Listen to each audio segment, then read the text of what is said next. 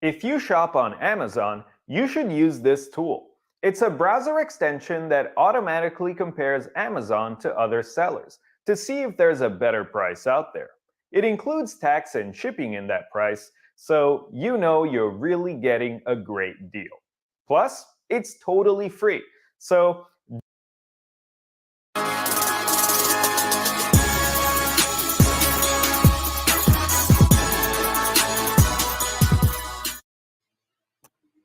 Laker Nation, we in the building. We in the building. What's up, everybody? Welcome to LA Sports Live. We're here for episode number two of my series of the state of the LA Lakers. I'm honored, man. I'm humbled to have a special guest with us here today, man. Hey, you guys all know he's up at the top, man, as far as guys who do this Lakers content on YouTube. Man, we talking about somebody that's 18,000 subs strong, 6.5 million views on YouTube, hardcore Laker fan, musical artist, and all that kind of stuff. Man wears many hats. None other than Dan, the Lakers fan. Dan, the Lakers fan, man. Hey, bro, much respect to you. I'm humbled. I'm happy. I'm excited, man. Welcome to LA Sports Live, man. Thanks for coming through. Thanks for having me, man. And what an introduction, bro. I'm truly humbled by your introduction, man. Pleasure to be here with you guys. Yeah. Hey, man, it's all the pleasures, all yours. Of course, I mean, all yours, all mine. I'm mine as well. All mine, man. And hey, there's no way, man, I could do this live stream without my main man. Lakers over everything. He's going to be serving as co-host today, man. LOE, what's up, my brother? Man, what's good, man? Salute to Lakers Nation. Salute to Dan. A little starstruck today. Looking down Dan on the screen. Appreciate you, man. Salute to the chat, man. How's everyone doing today? We're good, my brother. We're good, my brother, man. We're going to wait just a little bit to get a few more people in the building. You know, I started this channel about 2 years. I started the summer that we were going to, the whole talk was LeBron was here. It was the second year. We traded for AD, and then we're on Kawhi watch. And I was like, man, the Lakers are going to be good. The Lakers are going to be good, and I got to talk about it. So I said, man, let me start a channel. And thank goodness I did, because we saw what happened that year. LeBron and AD, they led us back to the top. As I predicted, they led us back to the top, man. And hey, man, you guys, maybe later, I'll send you the link. When they won the championship, man, I did a video. I was going crazy. I was drunk. And hey, man, it just blew my mind. But like I was saying, I never thought I'd be having people wanting to watch me on YouTube. I never thought I'd be getting support on YouTube. I never thought I'd be speaking on the same live stream with the one and only DTLF, man. So, like I said, brother, totally humble. And hey, let's just go ahead, man. We got you. Hey, you roll deep, Dan. We already got 100 people in here, man. I appreciate it. Shout out to Laker Nation. Shout out to Laker Nation. What's up, Laker Nation? Let me look at the comments. Appreciate LOE, man, for helping me with the promotion, man. Let's go ahead and get it, bro. I don't like to mess around, man. I want to get straight to it, man. So, Dan, 2021, bro, that was kind of a tough one. I mean, for all of us, real Laker fans, man, real passionate Laker fans, like all of us here, man, we hardcore, bro. We hardcore. We ride or die. But that was a tough one, man. That was a tough one. So I knew, we all saw that video, right? We all saw that video when Jeannie was at the game, watching the game, bro. And then Lakers was having problems and she took off, left the game. And I knew right then and there, man, I said, man, when this offseason starts, bro, it's going to be changes. It's going to be changes. So, Dan, my first question to you, my brother, is going into this offseason, man, like I said, but going to the offseason, bro, we had a rough season. I hate to say it, man, but the Lakers were the butt of a lot of jokes. Right. We got to, hey, we real Laker fans, so we can spit the real, bro. Oh, yeah, we can take it. We can take it. Real. Lakers were embarrassed several times on national TV last year. So I knew that didn't sit well with Jeannie. I knew changes were going to come. Give me your thoughts on, man, the direction the front office has gone this offseason in terms of how they played everything in the media and also the coaching search and how they decide to construct the roster. Well, my man AC, man, I got to tell you, a lot of Laker fans wanted a total. Matter of fact, some Laker fans wanted a total rebuild. Some people were saying trade LeBron, AD, all that crazy stuff. But I'll tell you, man, the Lakers front office had to fire Frank Vogel because last season a lot of the fault felt on his lap. And what I mean by that is the coaching was very questionable, to say the least, right? The rotations were never set. In the 2 years that we lost both Jason Kidd and the other assistant coaches, the rotations were never set. We didn't have an identity. We looked like a bunch of a collective group of players instead of an NBA team, and so it was very hard to watch, like you said, last season. But I like the way we started the offseason. We got our head coach, Darvin Ham, who I like very much so far. I tend to save my judgment on the coach to like a year later, maybe, on the second year. But let's give him a shot this year. I like that. I definitely like the fact that we got younger for sure. We got guys like Thomas Bryant, Lonnie Walker, and we also got some experienced championship players like JTA, right? So I like the direction we're headed in. However, one problem still remains, and I don't know if you want to dive into that topic yet, so I won't mention it, but you know who I'm talking about. Right. LOE, what you think about the Lakers' approach going into this offseason? Man, I love it. I mean, anytime you got LeBron and you got AD, I mean, you got the nucleus right there. So it wasn't like we wasn't building from scratch, right? So anytime you got that, man, that's something to build around. And I love the approach. I love the youth movement, right? Like Dan said, I love you went out and got the coach that you wanted, right? You actually went out and got a coach. LeBron agreed on the coach. And then, the Lakers wanted this coach, and he's a young coach, right? So he's the one who can be here, for years to come, post LeBron. And, so I'm excited about it, man. I'm very, very excited about it. A lot of people counting us out, but I think we could shock the world. Right. I think we can all agree, man. Going into this offseason, the coaches search, I think the word was out there that Darvin Ham was like maybe the top assistant that people were looking at. Some of us, we were probably thinking I think some of us, I was thinking like Mark Jackson, maybe. I don't know. I like Mark as well. Mark as well. Yeah. Yeah, we were kind of leaning in that direction. And there's no slight on Coach Ham, but it's like, we know what the team needed. And we knew Mark Jackson has a kind of like a no-nonsense approach. But when I heard that Darvin Ham's press conference, bro, the whole vibe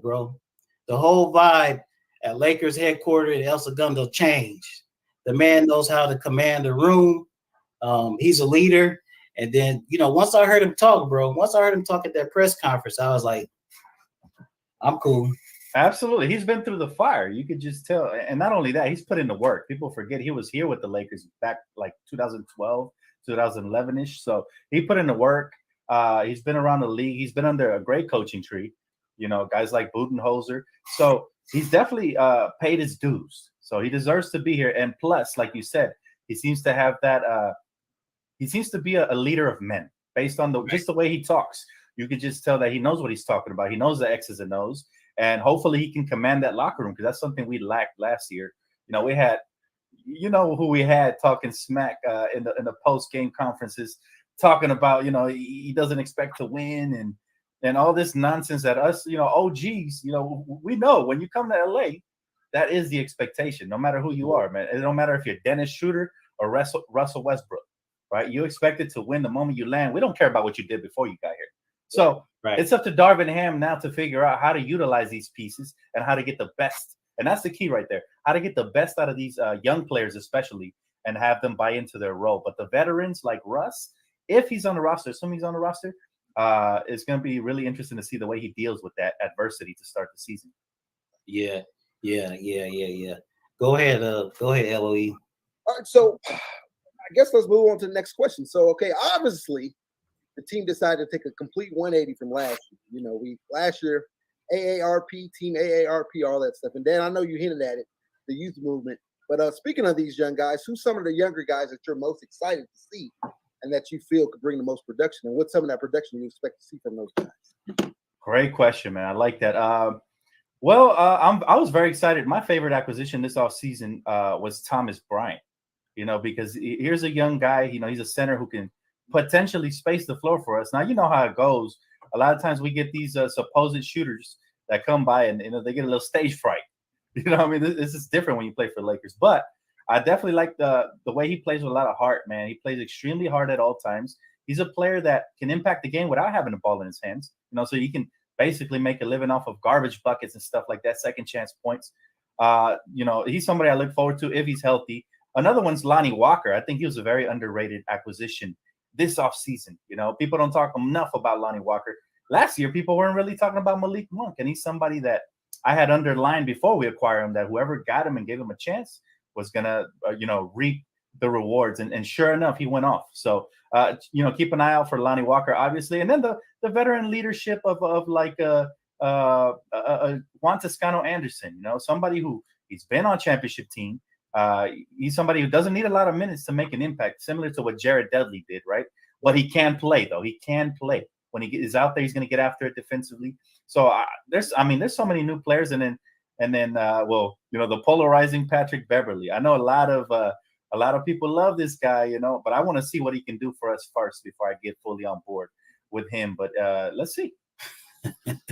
What you got on that, LOE? Man, I'm right there with you. I love all those guys, man, you mentioned now. I think I'm most excited to see one of our own guys, man, Austin Reeves, man. We talk about all the young guys we brought in, but Austin Reeves ain't about to back down. I was looking forward to Stanley Johnson as well. Yeah, it's a bummer. He got traded.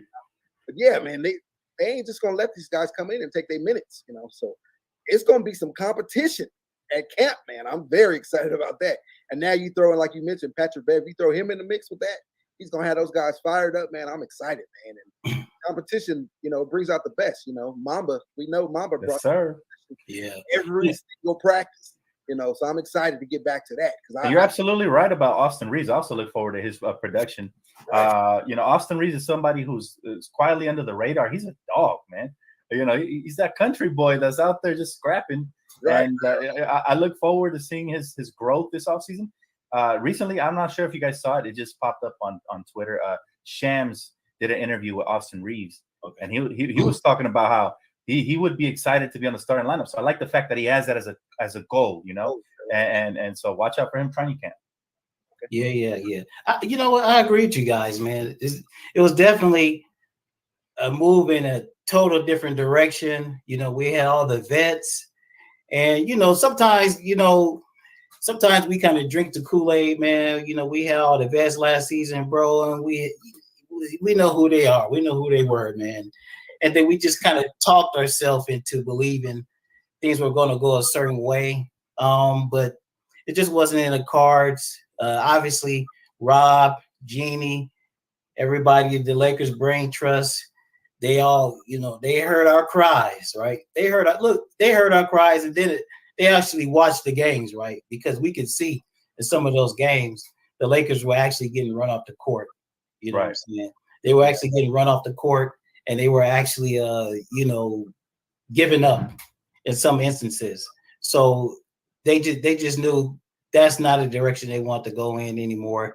And so, you know, salute to them, you know, for reading the room, watching the games and see what's going on, and adjusting accordingly, you know, to the situation at hand, man. So we kind of mentioned Pat Bev a little bit, man. The Lakers did make a big trade this offseason. We went ahead and parted ways with THT and Stanley Johnson. Salute to those guys. We have our memories with them in the Lakers. You know, we're kind of looking forward to seeing them this year in their progression. I think it probably, you know, the trade was sending them to Utah for Pat Bev. I think it's probably going to work out in the best interests of THT, because it's kind of hard. You know, you kind of had a duplicate of players. You know, THT has to have the ball in his hand to be effective. Russ has to have the ball in his hand to be effective. And then we got LeBron. We all know what's up with LeBron. So I didn't see room for growth and opportunity for THT. So good luck to him in Utah, man. But what I want to ask you, bro, is we made the big trade for Pat Bev, man. Everybody who are subscribed to my channel, we know, man. You guys know, man, how I feel about Pat Bev. You know, you guys know, but he's a Laker, man. He's wearing the purple and gold. If I can accept Karl Malone and GP, I definitely can accept Pat Beverly, man.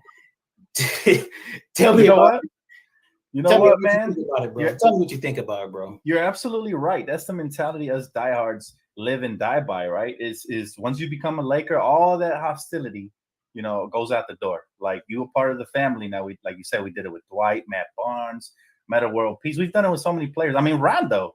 I don't even remember his Boston Celtic days anymore, man. He a Laker to me because he a champion and he played a huge part in that bubble championship. So that tells you that, it's all about loyalty. We're loyal to the franchise first, and that means whoever we acquire, right? I didn't like Montrezl Harrell either before we acquired him, and then once we got him, I feel the same way like you, dog.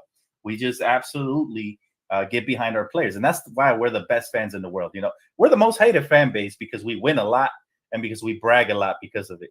But we also the most loyal Laker fans. We've been here since we were winning 16 games. I mean, some of the older OGs been here since, the rebuild era between Magic Johnson and Kobe and Shaq, and even before that. So we always stick around with our team, man. And I look forward to seeing if Patrick Beverly can live up to the hype.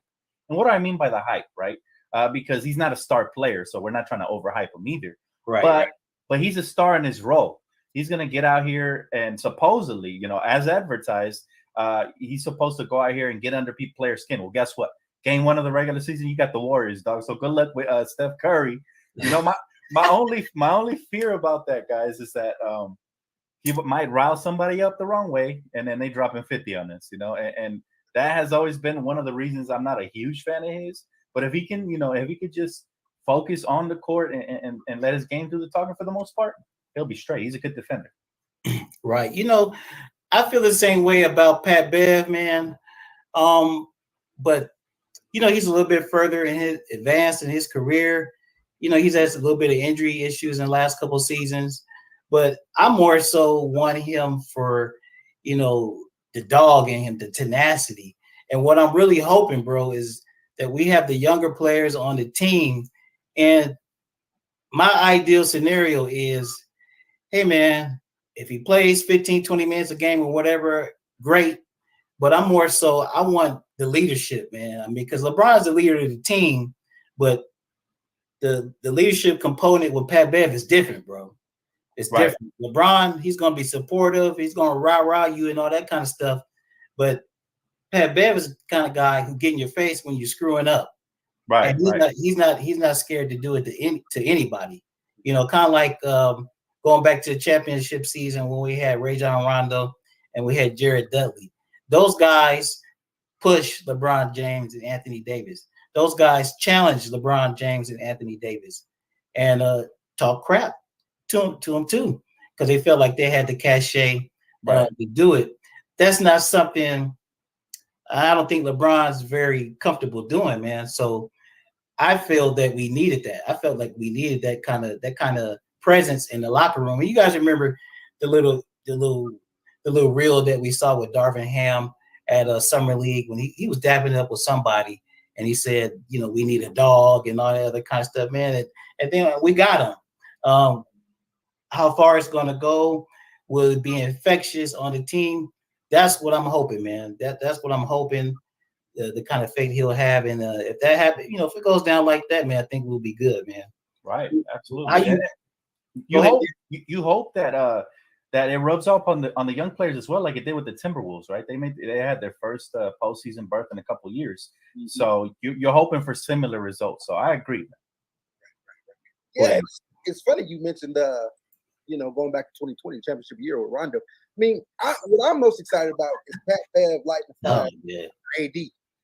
You go back and you look at AD's best career, his best season, obviously 2020, right? with Rondo there, and then you even go back to when he was in New Orleans, when Rondo was there in New Orleans. So when you have that dog of a point guard and that dog of a leader, I think that pulls out the absolute best in AD, because we all know LeBron. No shade on LeBron. LeBron is great, one of the greatest ever.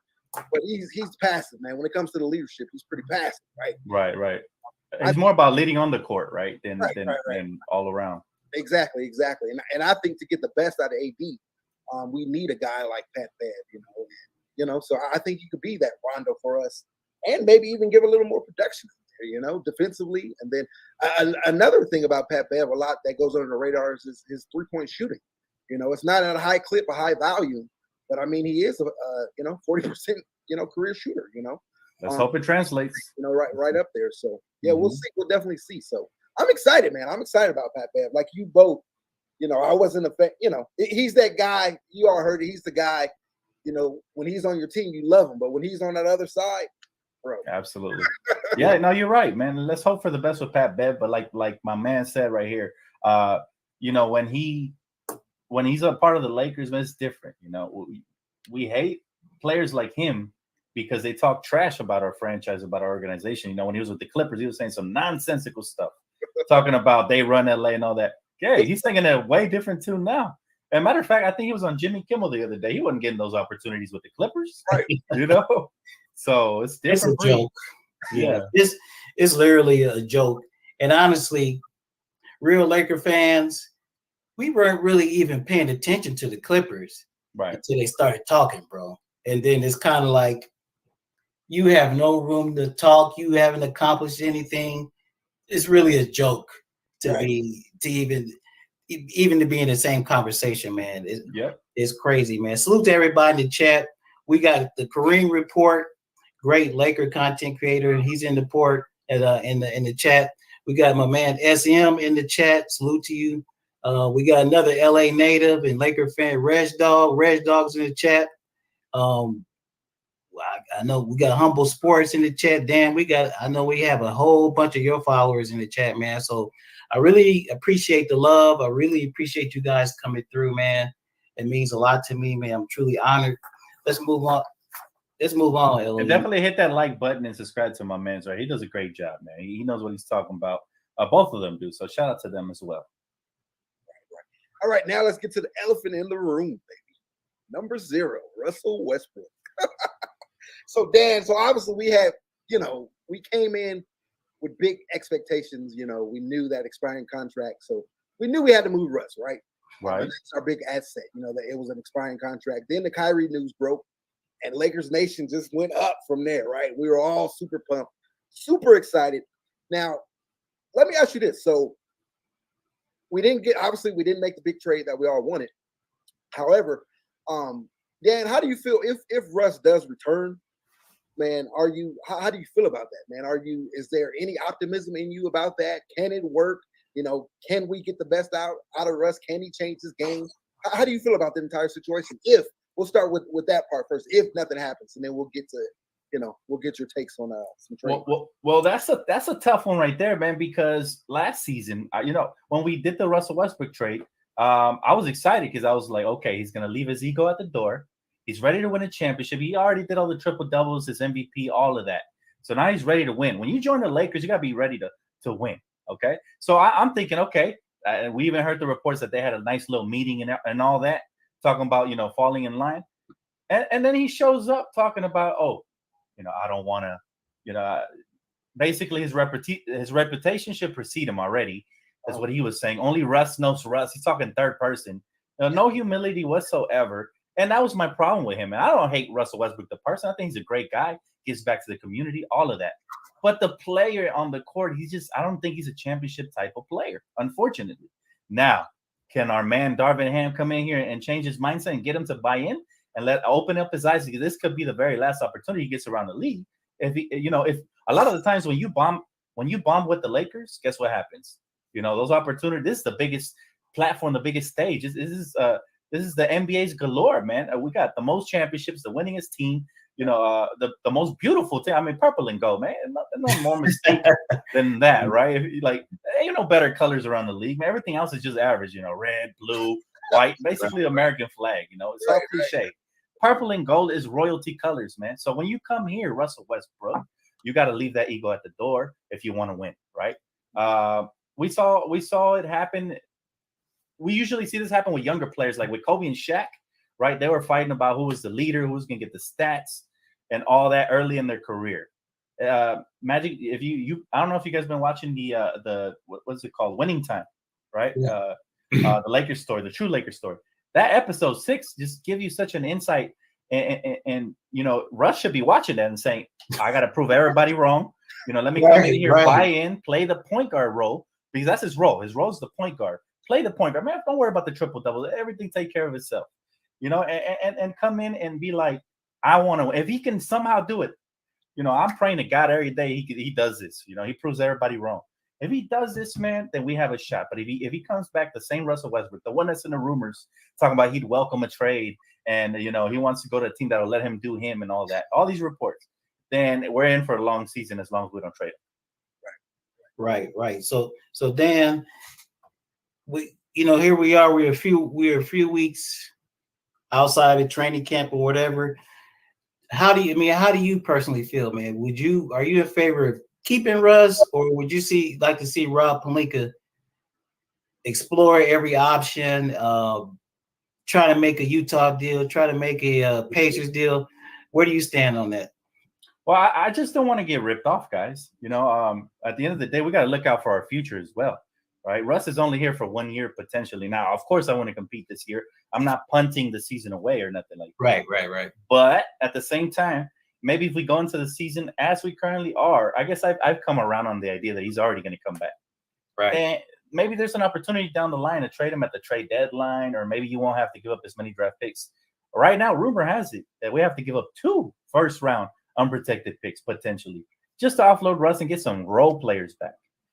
3 picks gets you a player the caliber of Donovan Mitchell. Are we sure we want to give those away potentially for a 1-year rental or a couple of role pieces? That's my take on this whole thing, man. I think we're better suited to stay patient until the right deal comes along. Right. So did you see that rumor about Russ sold his house? But we were talking about that a little bit before we came on. Yeah. Like, what's your take on that? You putting any stock into that, or? You know, he could have sold his house because he's not wanted here. Maybe he knows, you know, there's no, you know, contract extensions. And he's out of here next year. He's getting ahead of the curve, trying to get the best price in the house. I don't know. But, you know, every time we seem to get excited, the Kyrie Irving rumors, you know, the Indiana Pacer rumors, the Utah Jazz rumors, they seem to get shut down by Russell Westbrook appearing in somebody's damn press conference. You know? So I wouldn't be shocked that we see this man in you know, during opening night. And so I'm at the point where I'm ready for him to come back, and let's see what happens. Yeah, I you know, we're not too far removed from camp or whatever, and it's trending that direction. Initially, the Pacer deal did kind of interest me a little bit, man. You know, forget about whatever compensation we would have had to give up. You know, it is what it is. I agree with you guys. I don't want to be fleeced. But I was kind of infatuated with the idea of pairing Miles Turner next to Anthony Davis, man. And then Buddy Hill, you know, Buddy Hill. That's Rob Pelinka's, you know, old client, good buddy or whatever. He already traded for him. Right. But you know, we all know what happened with that. So I was kind of, you know, liking that idea specifically with the addition of Miles Turner. Because I was just, you know, me and LOE and a couple other people we talked about, I was like, man, if you could get Anthony Davis, a healthy Anthony Davis, a healthy Miles Turner, in the Lakers front court, you know, this team would definitely have an identity right off the jump, and that would be, you know, a defensive identity, man. No fly zone, if you will, man. Did you even like consider that trade, or did you ever think about that? Oh yeah, man. On my channel, we jumped on every single trade scenario, man. We basically dissected the whole thing from the Indiana Pacers to the Utah Jazz, of course, the Brooklyn trade scenarios. The Indiana Pacers one, like you said, is very intriguing because I'm a big fan of Miles Turner. I think he's very underrated. Obviously, he plays for the Pacers. Can you imagine a tandem of like him and AD with like a LeBron front court? That's some good size and versatility right there. And then, you know, they could both help each other on the weak side blocking shots left and right, man. It would be a block party over here. But a first round pick unprotected is probably not the answer because he did have some injury concerns last season, right? I think he fractured his foot. And for a big man, sometimes it takes longer to recover or it can get re-aggravated. So that's dangerous in itself. The max I would be willing to give up for him would be a protected first round pick, and that would be like top 14 protected. Because the Lakers make a living off of late first or second round picks anyway. Right. So how bad could it hurt to give a mid to late first round pick, right? As far as Buddy Hield, he's a high volume shooter. He's somebody who he's put up the numbers and the stats, and he shoots close to 40% every year so far, which looks good on paper. But again, what happens when they come here to LA? Right, a lot of the times that those percentages don't look so hot, and then playing alongside LeBron James and AD could be beneficial, but it could also be hurtful because he won't get the same amount of shots. And some players, like the J.R. Smiths of the world, players like that, they need more shots to heat up, sometimes. So right. I'm more on the fence with Buddy Hield, but I would have loved Miles Turner. Nice. Right, yeah. And the Utah situation, man, I really wasn't feeling that, bro, because I know, well, at least I believe the Lakers, their mindset moving forward is try to keep the books clear, past 2023. So just pretty much every trade scenario that we saw with the Jazz was going to be a situation where the Lakers were taking players back with extra years on their contract. Right. And, I wasn't really interested in any of those players. I didn't really see any real impactful players. I mean, you had a couple of good young players on Utah. A lot of people, but there was a report that came out the other day that Vanderbilt is a sticking point in this trade. Of course, that's just a rumor, but I'm like, what are we talking about? Yeah, Jared Vanderbilt's a nice role player, but again, right. The key here is that you guys know, y'all longtime Lakers fans like myself, we always get the Laker tax, right? We always have to give up more than other teams. Other teams get away with murder, man. Did you see what the Portland Trail Blazers traded to the Clippers? Right. For pennies to the dollar. And so it's like, why can't we ever get those kind of trades? I'll tell you why. Because they hate us, man, because we're too great and they don't want to help us win another title, right? So and on top of that, the bad relationship between Clutch and the rest of the league. And then you compound that with adding Rob Pelinka, an agent that a lot of, reportedly a lot of teams didn't like. So we are currently the most hated team in the league, and not just viewed by the fans, but by the association. So I think as far as, making trades, I think the Lakers know this, and they're trying to be patient. Other teams aren't going to help unless they can help themselves out. As you see with the THC deal, I really think up front, right, when you first make the deal, you can never really tell who won these trades till a year later, 2 years later. But up front, it looks like the Jazz won, right? Right. Danny Ainge is sitting there talking about, we weren't going to play Patrick Beverley anyways, and we get a young, hungry Stanley Johnson, and we get a young 21-year-old talented player in THC, who, if you put the ball in his hands, like you mentioned earlier, can be very impactful. Matter of fact, I think Frank Vogel played him out of position. That's why he struggled last season, similar to how Luke Walton was playing young players out of position when he was here and they didn't develop. So if you put him at the point guard or the shooting guard, I think that's where he really thrives, right? Because the ball will be in his hands more. And he's actually a decent playmaker. Last year, there were a couple games when we were injured, we had more than 10 assists. So, yeah, man, to answer your question, basically, the Lakers got to sit and wait till something fair comes along. When it does, Yeah. I think they pretty much just kind of put their foot down. Like you said, the Laker tax is real. And especially when the rumors came out of the specifics of the Pacers deal, man, how they tried to do us, they wanted the picks, and then they wanted us to take a bad contract on top of that. It's like, come on, bro, where you get off trying to send a deal like that to the LA Lakers, man? That's just kind of ridiculous. But I'm glad to see Rob stand on his square and not panic.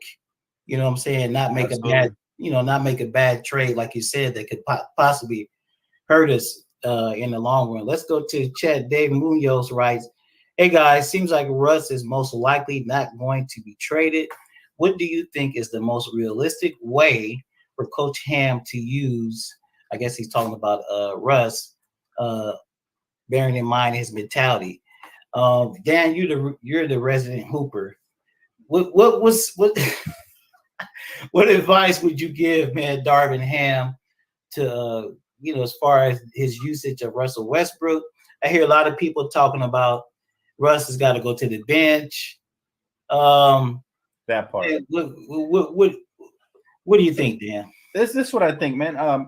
Russell Westbrook, just like we talked about THT, also thrives with the ball in his hands, right? He's not an off-ball player. He's not somebody who's going to spot up in the corner and shoot threes like they want to turn him into. So where can he actually do that? If you start thinking about the X's and O's, this best opportunity to do that would be off the bench where he's a primary ball handler, right? I would listen. If I'm Darvin Ham, you got to live by what you preach it. And in his press conference, he talked about facts over feelings, right? So, but the fact of the matter here is that Russell Westbrook no longer has the same explosion, right? He's no longer the same impactful player he was in OKC. So he has to start acting like that. And this is always a hard part in the NBA. As star players start to decline, they have to take lesser roles. We saw with Allen Iverson, who unfortunately ended out of the league because he didn't want to accept the lesser role. Similar thing can happen with Russ. We saw with Carmelo Anthony, who was he was blackballed for a couple of years. And I'm like, Carmelo can still help a team somewhere, bring him back. Same thing can happen for Russ. So if I'm Darvin Ham, you command the locker room by making the tough decisions. If Kendrick Nunn or Lonnie Walker or Patrick Beverly outplays Russell Westbrook in the starting lineup with the starting unit, and they seem like they have more cohesion in training camp and preseason, then you have to start those guys. That way, not only do you earn the respect of a Russell Westbrook, hopefully, eventually, but you also, the rest of the locker will be like, okay, this is our guy. He was able to bench Russ, whether he liked it or not. And, so it all depends on how Russ performs in training camp and preseason. If he looks disinterested and all that, he might have to turn into the water boy, man, if I'm coach. Because I'm telling you, he needs to be humble. And this is the year to do that, in my opinion. If not, God forbid it, but he might be out the league sooner than we think. Right. LOE, any chance you think Russ is gonna submit to to coming off the bench, bro? What do you think, man? Bro, it's tough. But even with that, like, you can do it where you can ceremoniously start Russ, right? He's in the starting lineup, and then you pull him out after a few minutes. A lot of us wanted us to see Vogel do that, but he really didn't go to that last year. Because I understand if you move him straight to the bench, especially to start the season, you're going to have a lot of, the media attention is going to be crazy, man. And you're going to go in with a lot of unwanted, attention. So even if you just do it, you start him, pull him out in 2 minutes, 2 minutes in, and then, he goes back in when Russ. I totally agree with Dan. It's best to let him have the ball in his hand, but do it with that second unit. And then you got those younger guys on that second unit, so they could probably run a little bit, something they couldn't do last year. Last year the team just wasn't built for Russ to do that. You take out AD and LeBron, Melo ain't running like that. Right. Andre Jordan, Dwight Howard, them cats ain't running like that. So I want to hope. I'm going to be optimistic. I'm going to say this. When's camp? The 27th? Yeah. 6. Yeah. I'm gonna be checking Twitter, looking for a Woj bomb all the way up to 12:01. Come to it's September 26th, hoping for a trade. But as soon as Russ is here, man, we're gonna be all aboard. We're gonna be fully optimistic. The fact that like Dan just mentioned, hopefully he can go back and look at AI and look at Melo. Hopefully Melo talked to him a little bit, on his way out. And told him, man, look, you're gonna have to do this. If you want to prolong yourself in the league, you're going to have to accept this role and, do what you need to do because, man, all eyes, if this was in Indiana or somewhere, then it's different. But as Dan mentioned, all eyes are on LA, man. Not only do you have LeBron James, but even bigger than that, it's the Los Angeles Lakers, So Absolutely, yeah. I'm hoping that he can avenge himself this year. I'm going to be optimistic with it. He does have a lot of respect for Darvin Ham.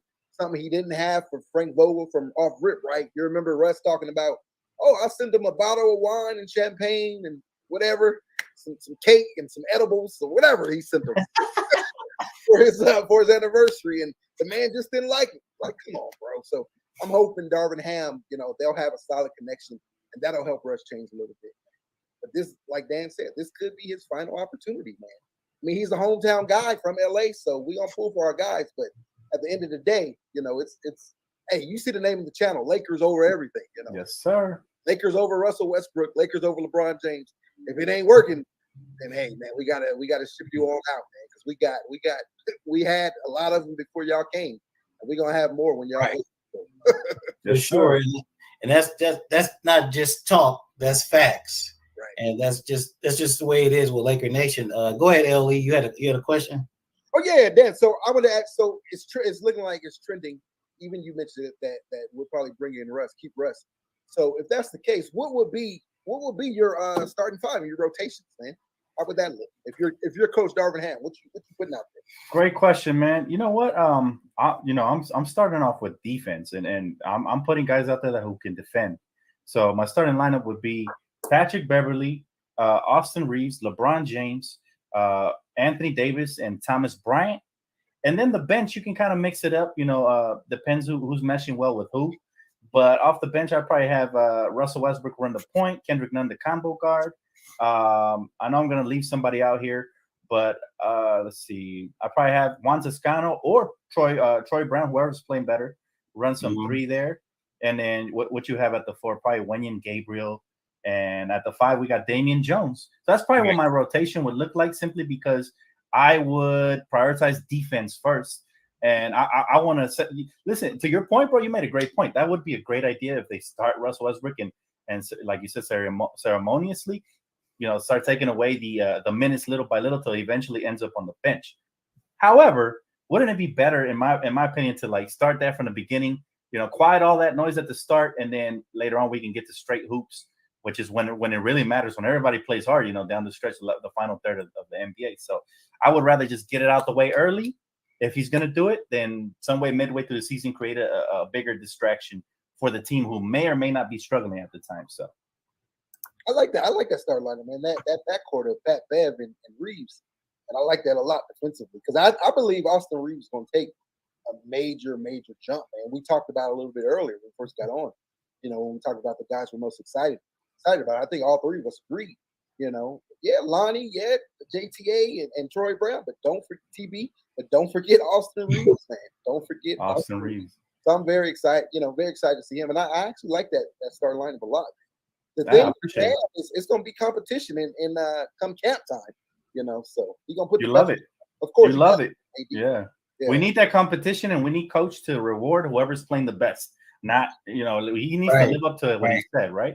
Right. Yeah. You know what, guys? I remember going back to the championship year. Remember, we were getting the reports out of training camp. Oh, the Lakers, so and so and so and so. They were doing great. Remember, the reports were about Avery Bradley. How Avery Bradley was being a ball hawk and couldn't nobody score on him on all that kind of stuff. Then we got another report in training camp about the Lakers have a death lineup with Dwight. Yeah, I can't remember, but it was like, man, I was pumped up. I was excited, bro. And a big part of our success and a big part of those lineups was our size and the defense, man. And I was really happy. I agree with you guys starting lineups, man. We don't have time to waste on nobody's egos. You got to be on the same page, bro, from the beginning. I got a low tolerance for this right now. LeBron's going to be 38 in about 2 months. We got, AD is healthy. So we got to ride that pony as long as we can, man. So I don't have time. Lakers don't have time to waste stroking nobody's ego. Right. So whatever happens, at training camp, whatever happens in the competitions or whatever, if Russ ends up in the starting, man, it ain't about no respect. Russell Westbrook, he's getting $47 million, bro. So that's his respect as far as I'm concerned. So right. If they decide to start a starting lineup that does not include Russ, you ain't gonna hear nothing from me, because I'm thinking Darvin Ham knows best, and that's the direction we need to move in. And I think really defense needs to be the identity of this team first, and then everything else, bro, will come easy, man. Because like you look at it last year, we didn't have any problem scoring. We just couldn't stop anybody. Exactly. So the defense has to be first and foremost. I think I just think it's one of the goals in camp. Dan, you know what, man? You've been on YouTube, bro, for a number of years. Yes, sir. But I don't think I've ever heard you say your top 5 Lakers. It doesn't necessarily. I want you to give me your top 5 Lakers of all time, bro. And that's these are who you like, not necessarily who were the best Lakers ever, but tell me who are your top 5 favorite Lakers. Well, if it's who I like, I definitely can't put the ones out of my era, like Magic and Kareem, unfortunately, because I didn't really get to see him play. But I love them, so I'm gonna do it anyways. Right. Okay, let's go. Kobe's my top one, always will be. You see the shirt, always will be Kobe. Number 2, I'm putting Magic Johnson. I think those two are the head of the snake for the Lakers. And we're talking about a brand, man. Those two, you can pick whichever one you want. Kareem's up there too, so he's my number 3. Number 4, I'm going Shaq Diesel because he reigned in a new era, and watching episode 6 of Winning Time only brought back memories that I have forgotten as a child watching the Lakers. So Shaq got to be up there, man, because this guy, he had all the pressure to win when he arrived, and he delivered. He delivered 3, baby. So got to be the Shaq Diesel. And then number 5, I'm gonna leave it up there. I'm gonna leave that spot for LeBron James because I feel like he will win another championship and he will be solidified as a great Laker. So and also he came here when we were struggling. And he reestablished the franchise where it's supposed to be at the top of the food chain, because we the kings of the jungle, man. Everybody else is just bottom feeders. That's the bottom line. Even the Celtics won all their championships in the 50s and 60s when nobody was watching, So it's Lakers, baby. And we win every single generation. And this is why we're so passionate about our team. We're not ever going to go away. So, it's one of those things where that's my top 5, man. That's my top 5 right there. Right. LOE, give me your top 5, bro. Oh man, me and Dan are similar. Man. Kobe. Right. Definitely my number 1. And Magic, man, respect, man. Like Dan, I didn't grow up. I knew, AC. I know you grew up watching a little bit of Magic. We watched Magic after the fact, man. On the court, in regards to on the court. So, but Magic's up there, man. Magic's up there for sure. You got to throw Kareem in there, man. Just one of the most dominant bigs. The captain. Right. Yep. Sky Hook. Very, very, very. He definitely belongs there. And then if I gotta, I'm gonna take a little swerve. I'm just gonna give you one of my favorites of all time. One of my favorite guys is Nick Van Exel, man. I love me some Nick Van Exel. Old school. That's when I really began watching the Lakers. Of course, I really, really became a diehard fan when Kobe came, but when Nick was there, man, I love me some Nick Van Exel. Nick the Quick. Yeah, Nick the Quick. And then, man, Dan, I'm gonna have to agree with you, man. I'm gonna give LeBron that spot, man. I'm gonna give him that final spot because one, he like you said, he delivered.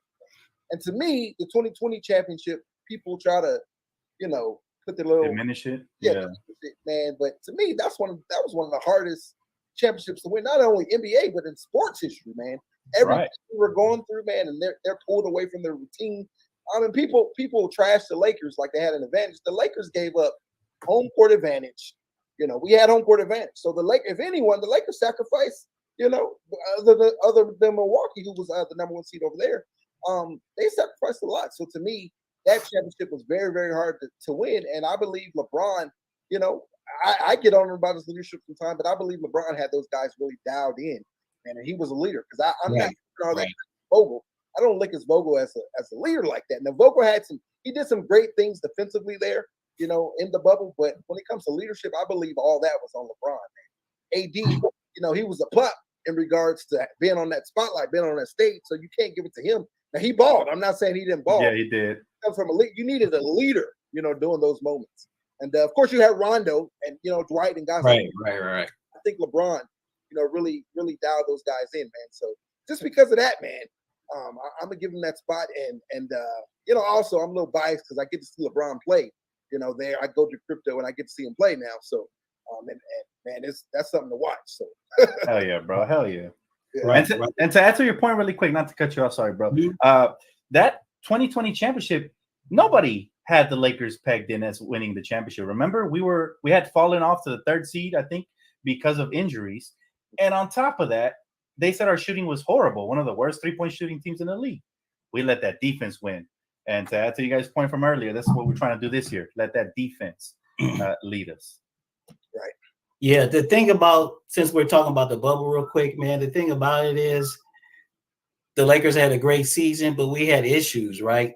But this is where the leadership of LeBron James, like my man LOE kind of brought up, this is where the leadership really kicked in. The focus, the drive, because basically the bubble was a mental thing, right? I mean, you had to play ball on the court, but it was really a mental thing. Who was going to be the most locked in? Who was going to be mentally strong? And to be able to sit there, because the Lakers, they were there over 100 days, bro. Right. We remember which team wanted to leave. Yep. The Clippers. You know what I'm saying? Yeah. So I mean, that's why LeBron's not in my favorite. He's getting close. If he can win another title, he's not in my top 5. But I'm gonna give you my top 5. Magic, Kobe, Shaq, Big Game James. Oh yeah. And then I gotta put in, man. Sometimes people say, like when I do videos, they say, "Hey man, you sound like a sports host or something like that." But yeah, my top 5, number 5 will be Chicky Baby. Chick Hearn. Chick Hearn, bro. Man, there you go, bro. Yeah. Hey man, you can't mention Lakers basketball without mentioning Chicky Baby, Chick Hearn, man. We miss him, we love him, but yeah, man, I really do miss Chick Hearn, bro. Yeah, I feel you, man. Absolutely great list, by the way. Sometimes we forget, that the impact he had. Like, he's the voice of my childhood, man. Like, growing up watching that KCAL9 with him and Stu Lance was nothing like it, man. And my favorite thing about our color commentators is that they're unlike any other. They're no biased. They give love to the opponents, and they're hard on our Lakers when they need it. So I saw Stu Lance too, man. He's a great one too. I can't wait to give him his flowers. A lot of people, when we talk about Chick, we don't talk about Stu, but Stu Lance has been there, for the ride. And you're right though, man. He should be in everybody's top 5. Chick Hearn. Exactly, man. One last thing, man, before we go, man, we're coming up on an hour, and I'm gonna keep my promise to you guys, not to keep it too long. But I want to bring up the topic LeBron James. Now, LeBron, I think Dan, no, it was LOE. You mentioned that LeBron came in, during the time we were struggling, bro. We were struggling. Now that we sit back and think about it, the man came by himself. Like, he came to a team with a bunch of kids. We had a bunch of, we had Lonzo, we had BI and all those guys. He took a chance on the Lakers, and within 18 months or about 18 months or so, man, he led us back to the promised land. But as we are all OG Laker fans right here, man, all 3 of us are OG Laker fans, and I know most of the people in the chat are OG Laker fans. I don't understand why so many people just do not like this man. I'm like, forget whatever happened before his time with the Lakers.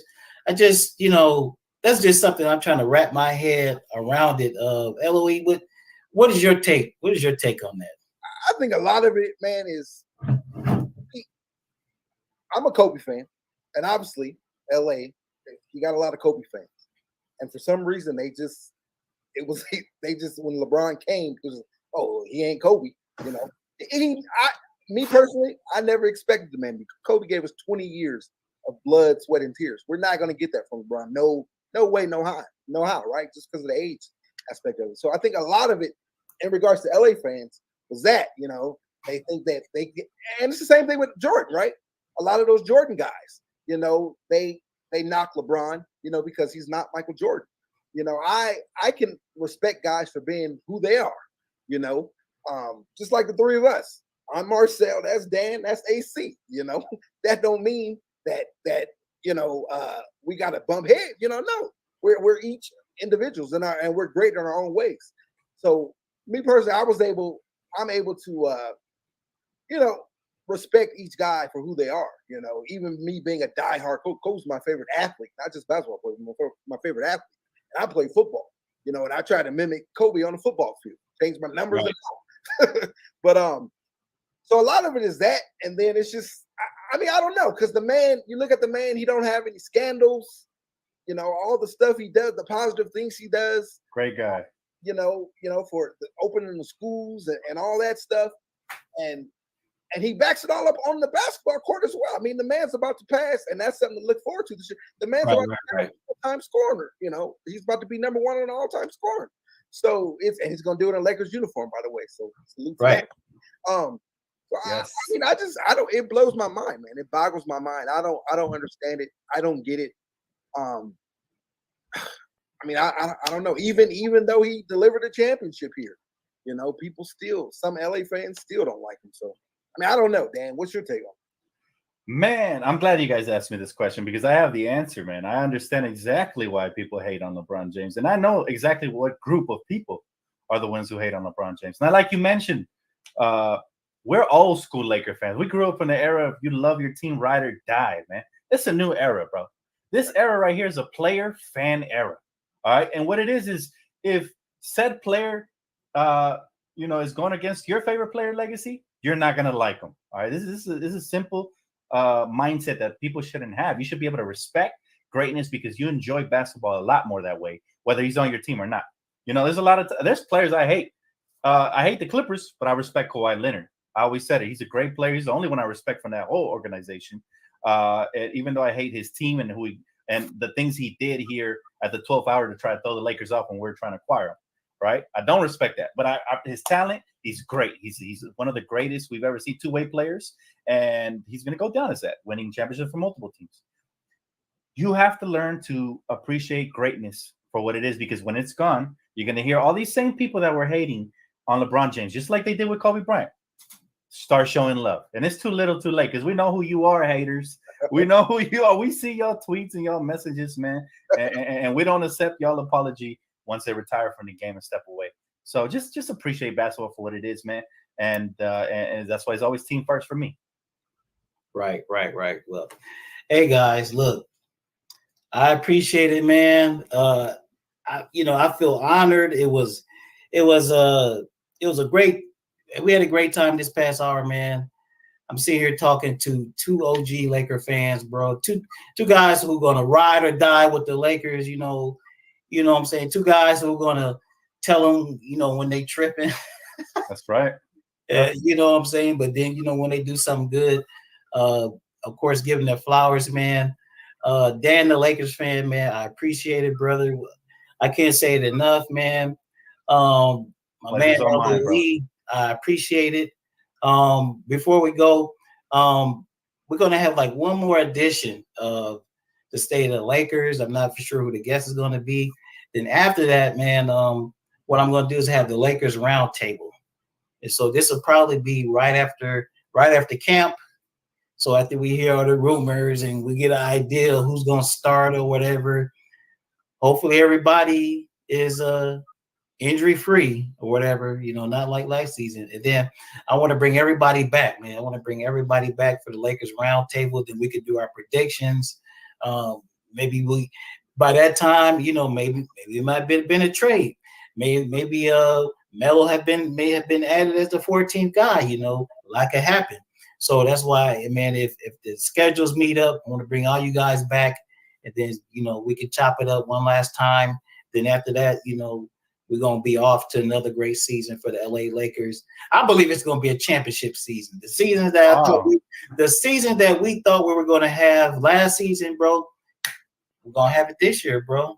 Wow, hey, you would be a basketball savant if you predict a championship this year, man, and it happens. I'd love for it to happen, though. Great. I'm speaking from a fan's perspective.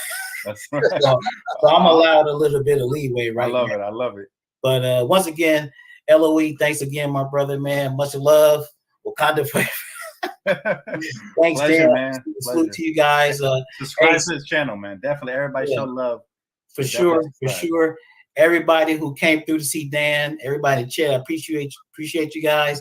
Everybody who came from the promotion that LOE did, man, I appreciate you guys. Salute. We got it down in the crawler. You guys make sure you subscribe to LA Sports Live. Make sure you subscribe to Dan the Lakers Fan, and make sure you subscribe to LOE Lakers over everything for the best Laker content out there. Salute to you guys. We're gonna end this stream. Peace. You guys have a good evening.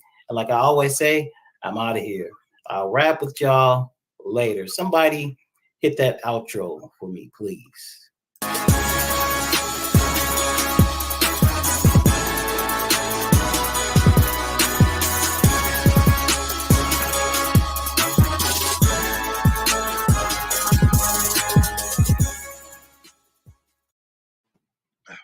Man, that was great. Thank you guys again for having me, bro. Nice to meet both of you, by